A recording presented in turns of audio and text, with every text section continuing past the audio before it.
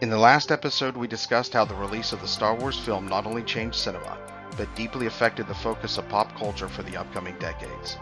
This was particularly strong in the very last years of the 1970s and the early years of the 1980s. Sci-fi was suddenly everywhere, and it would become ubiquitous with this period of time. But, perhaps more importantly, sci-fi took on a certain aesthetic, heavily influenced by Star Wars, that is closely associated with this period of pop culture history. Star Wars and the Star Wars look permeated every aspect of pop culture, including film, television, cartoons, video games, and most importantly in terms of this video, toys. The Kenner Toy Company created toys based on the blockbuster film, and this led to an absolute avalanche of knockoff, imitator, and supplemental sci-fi toys to the market. And Star Wars created a genre aesthetic, one which was not just found in films and on television. The Star Wars toy line brought about a distinct style for sci-fi toys that would be seen in products throughout this time period. Many of the toys were inspired, if not directly by Star Wars, then by the sci-fi craze started by it, sweeping the United States at this time. In part 1 of this series, we looked at the one-off sci-fi toys of this time.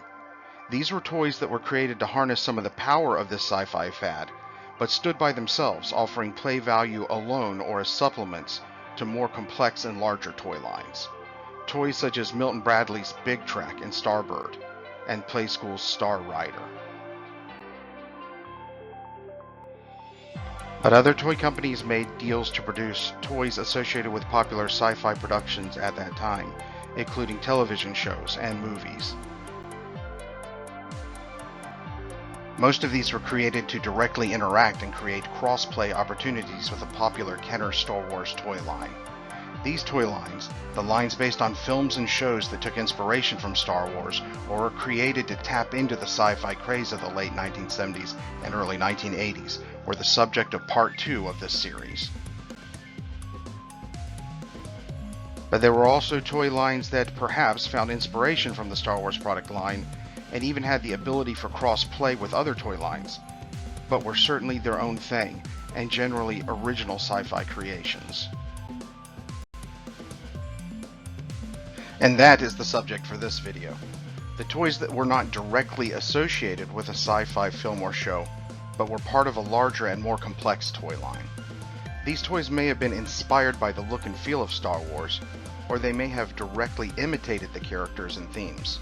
But either way, they were not official licensed or branded sci-fi fiction or film toy lines.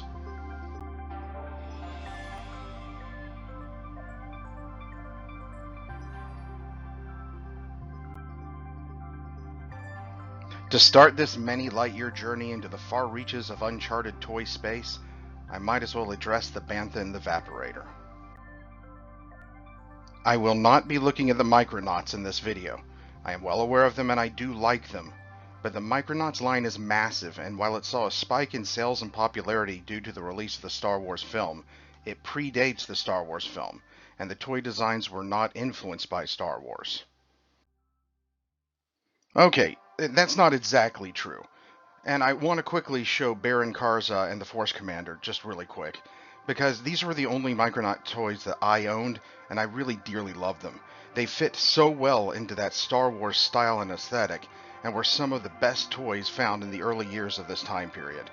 They also could cross-play so well with so many dozens of other toy lines. Oh yeah, and these guys, the Micronauts aliens. Man, they were great. They could play with so many different toy lines. Alright, hold on.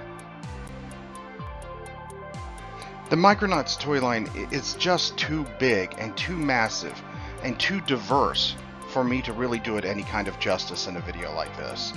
It would be a long video to just showcase the highlights of this toy line alone, and we have many parsecs to cover, so let's just quietly move on. And that'll bring us to Ideal Star Team. Star Team was a short toy line that was released in 1978 and was created to take advantage of the Star Wars craze. The release of the Star Wars film had many film, television, and toy companies looking at what science fiction products they had stashed away that could be retooled or rebranded to compete with the space film juggernaut.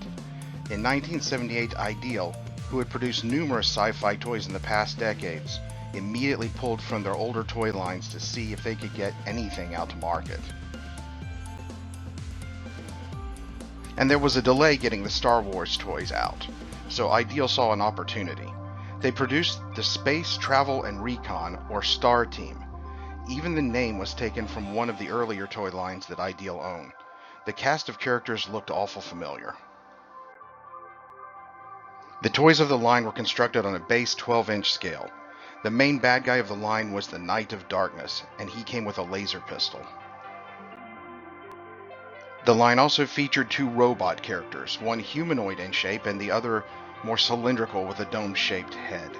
The human robot character was named Zem-21. I think it's pretty obvious where the inspiration for these characters came from, but they were just enough to fool the unwary grandparent or aunt. The toy line also included a small cylindrical dome-headed robot on wheels named Zeroid, who piloted a saucer-shaped spacecraft called the Starhawk. The Starhawk and its pilot, the little robot called Zeroid, actually has their origins in one of Ideal's older toy lines, not so coincidentally called the Zeroids. Note that the ship is called the Zem-21 in the Zeroid line, the name of the green-headed robot in the Star Team line. The Zeroids was an older sci-fi toy line of robots that was produced by Ideal and released in 1967. A decade later, during the Star Wars sci-fi toy rush, Ideal saw the potential and profit in updating and re-releasing components of that line. In particular, a Zeroid character named Zog was updated. The Zeroid Zog would have a strange head removed, and he would be given a new color scheme to more closely fit with that preferred Star Wars aesthetic. The updated robot was named Zeroid in homage to its roots, and standing at about 5.5 inches high, he was perfectly waist-high to the other figures in the line. He was produced with both blue and red highlights. Zeroid and Zem-21 made great stand-ins for that more famous pair of robots that kids were desperately wanting toys for. Zeroid certainly felt like a character from that Star Wars galaxy. But Zeroid also had a style that, in some ways, was a throwback to some of the older cinematic inspirations for robots. And the last of the toys produced in this line was the heroic Commander Kent and his Cosmic Cruiser. Due to the large size of the toys in this line, the cruiser had to be a rather small vehicle in comparison. But he was going to need it, because looking at his outfit and style, it looked like that Kent would not be getting back through those pod bay doors. "I'm sorry, Kent. I'm afraid I can't do that." George Lucas felt that the line was infringing on his Star Wars copyright and would take Ideal to court over the toy line. The court would find that Ideal was just using their own previous toy lines and not find in favor of Lucas. It wouldn't matter too much, as the line never saw a second series, but that is not the last we're going to see of Ideal. And Ideal was not the only toy line created to take advantage of Star Wars and offer a ridiculously similar toy product. In 1978, a toy company called Playkid would modify some of their own previous toy products and release the Space War toy line. There were 6 action figures released in the Space War toy line, each one taking direct aesthetic cues from famous characters in that galaxy far, far away. None of them had a name, so I took the liberty in naming them. You're welcome. First, there was the Dark Lord Varth Daver. Lacking the Force, he would often reach out and strangle people with his extra mechanical arm that I think he also used to get cans off of high shelves when he was seated on his black-painted Little Rascal transportation pod. And the next is 2D2R, the plucky little droid who it appears would often work as a cameraman for the local TV news station. Breaking news, CNN.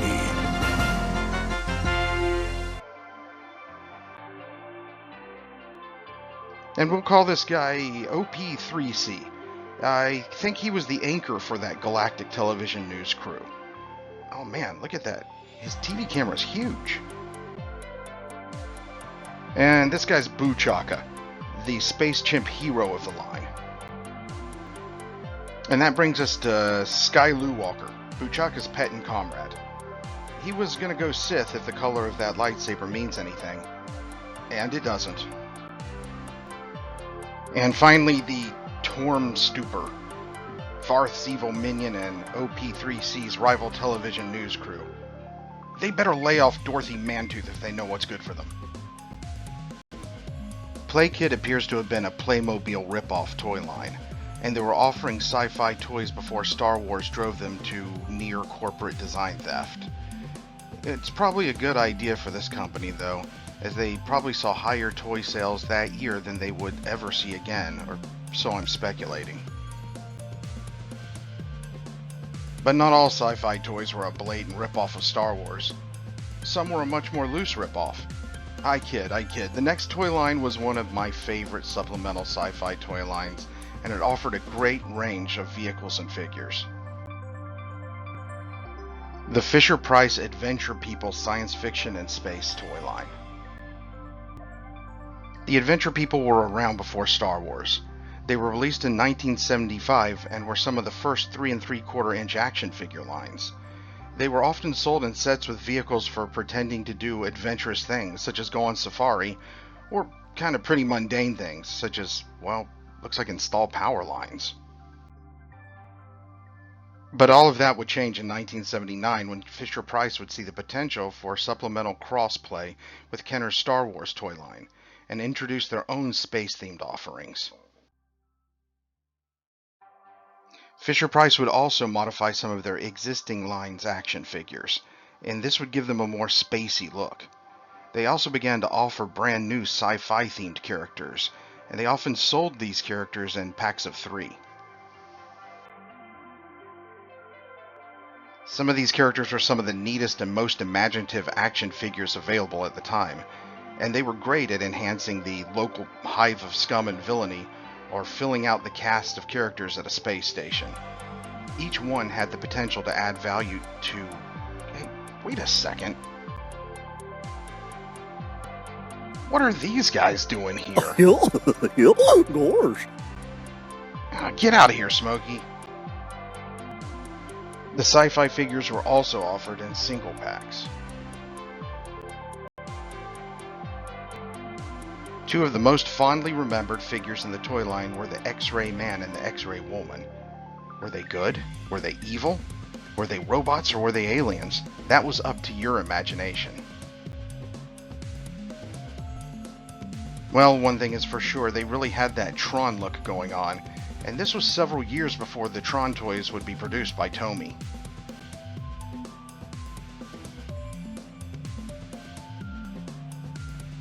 The line would also offer some really great vehicle toys. Once again, these are all built on that same scale as the Star Wars toy line, and they could be used for supplemental play for those toys. Probably one of the most fondly remembered vehicle toys in this line was the Alpha Probe spaceship. The Alpha Probe was released in 1979, and it had a ton of great features, including blinking red lights, blast-off and alert sounds, and even an extra pod-type ship. It also had 2 astronaut action figures in spacesuits. The aesthetic for the toy fit perfectly in that sci-fi style of the time period, and it was a perfect mix of fantastic and futuristic sci-fi and the technology that was all the rage during those golden years of space exploration. But the toy line still had so much more to offer. The Alpha Interceptor was a smaller and less complex space vehicle that still had a really great look and feel to it. It was marketed as a basic snap-together type model kit that was also rugged enough to be played with as a toy. And they once again nailed that late 1970s and early 1980s sci-fi look, and the orange-suited fishbowl helmeted action figure that was included with it was a great-looking toy in and of itself. But Fisher-Price wasn't going to leave you hanging when it came to the villains either. They produced this potential terror of the space trade lanes, the Firestar 1. You know it was bad because it was modeled in black plastic and furnished with an inhuman pilot.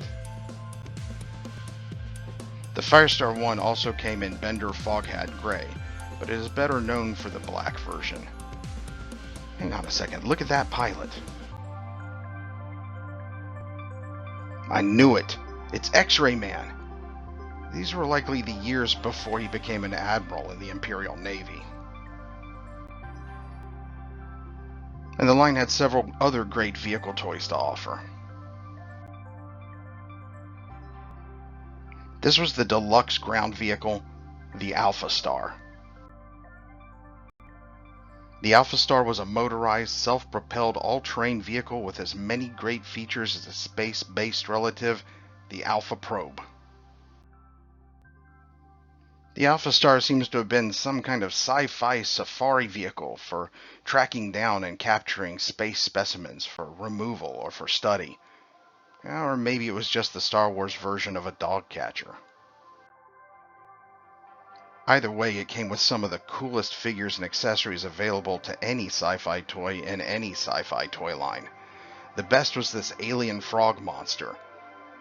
It fit in perfectly with the Star Wars universe, as that galaxy far away was no stranger to this kind of beast.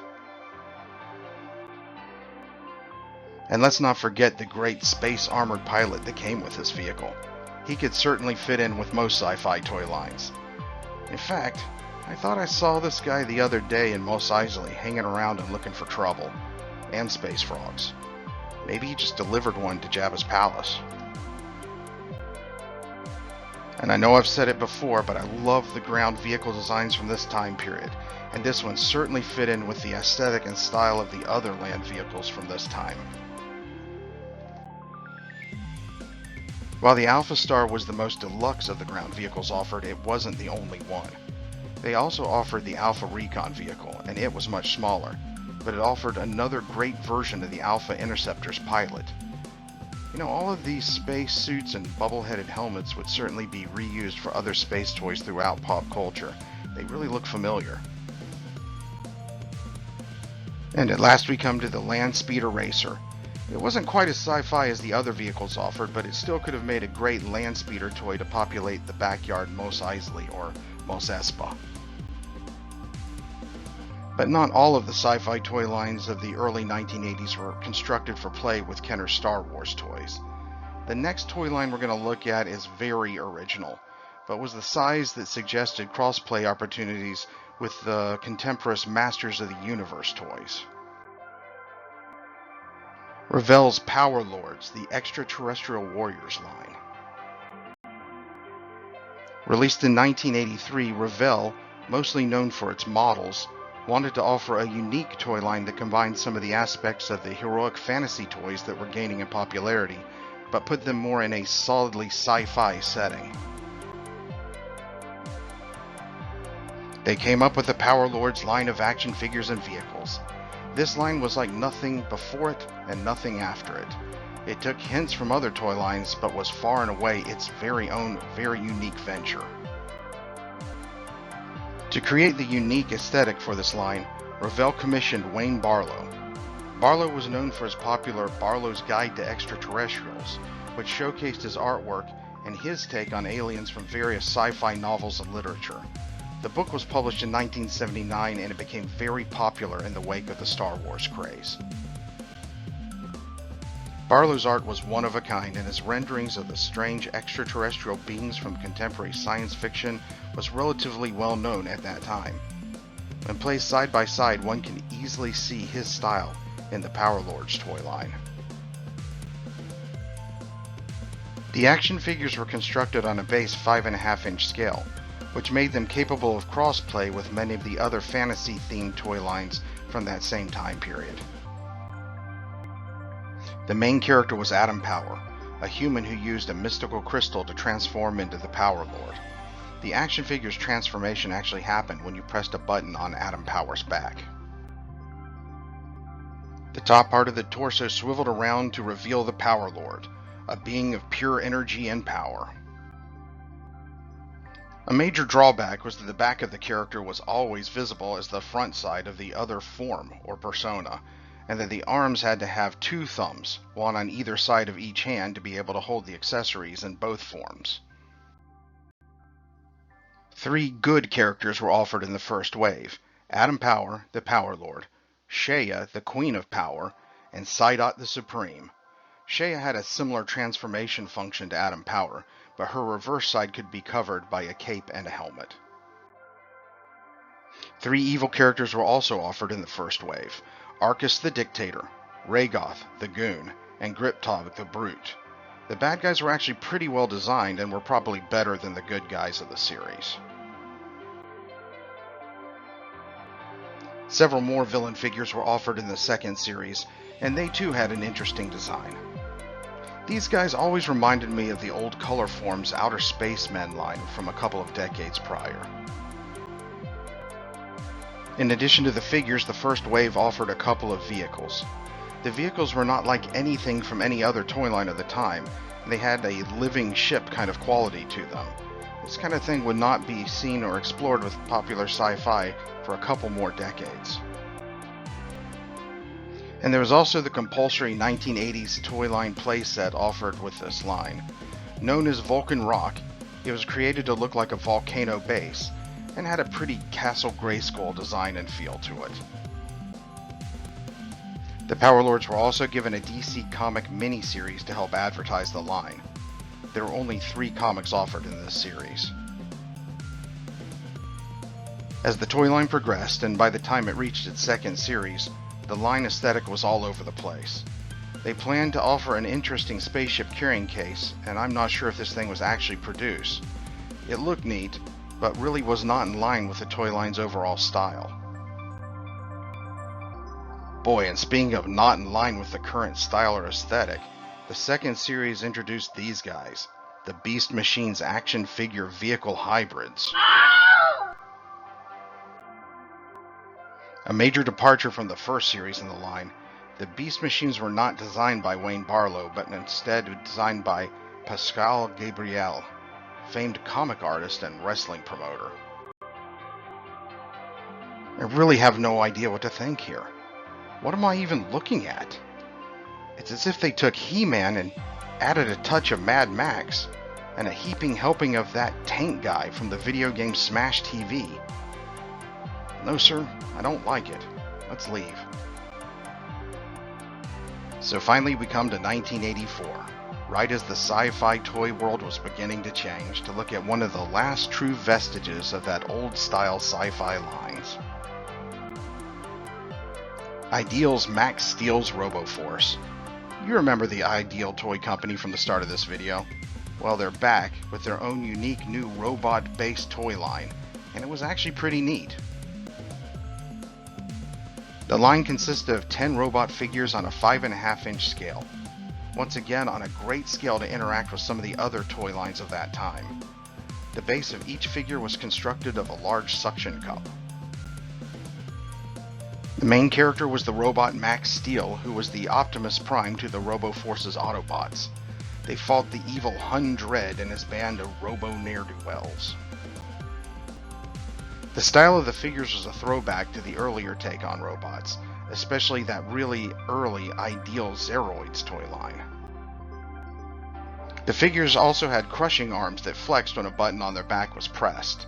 The size and style of the figures meant that they could be used to play with so many different toy lines from so many different time periods. They came with several accessories apiece, and they often had hatches that opened and closed so they could contain all of the items. They came boxed in window-style packages, and they were pretty hardy, beefy toys meant for rugged play.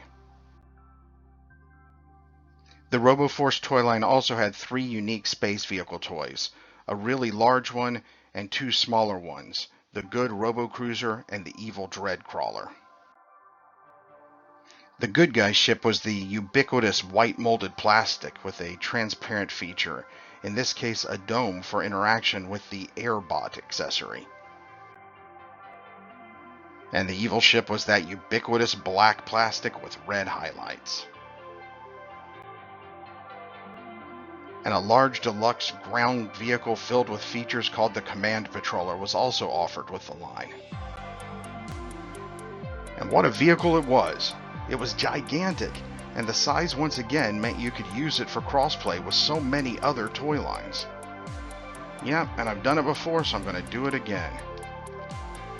Just look at that design, it fit in so well with other ground vehicles from that time period. And finally, here it is, the Roboforce Fortress of Steel playset. It was the real sci-fi Castle of Grayskull if you were lucky enough to have it. It had tons of great features, including an elevator, a crane, and a dome on the top that flipped over to reveal a cannon. But the line was a flop, and I remember them sitting around for years in clearance bins when I was a kid.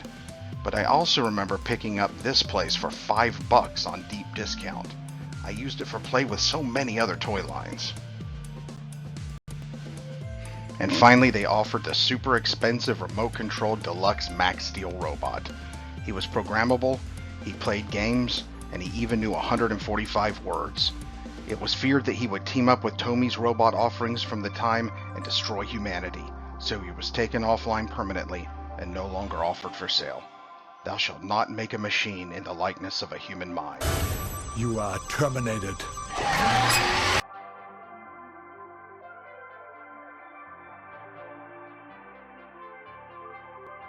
Oh, but as the robots say, the times were a-changin'. Star Wars wrapped its trilogy up in 1983, and the Transformers and GoBots were introduced in 1984. The sci-fi toy landscape would never be the same. If you asked a kid in 1981 what a robot was, they probably thought of this. By 1985, if you asked a kid the same question, they probably thought of this. The sci-fi toy revolution was upon us, and it would flood the market with toys that drew from 1,000 different sources, like 1,000 different suns and 1,000 different galaxies, more infinite and vast than anything the world had ever seen before or would ever see again. Toys were about to change forever, and with it the very fabric of reality, maybe not in our world, but in a time and place as incomprehensible to the modern mind as the vast infinite openness of space itself. If not here, then somewhere else. Perhaps in a galaxy far, far away. Maybe it was Utah. Thanks for watching this dive into science fiction and space toys of the 1970s and early 1980s. This was a great time period for toys and just to be a kid. If you enjoy the content, please hit the like button and subscribe to stay in touch for future content. This may be the end for this journey, but we have many more parsecs to cover before we are done looking at the little things that made those light years of space travel so much fun in our childhoods.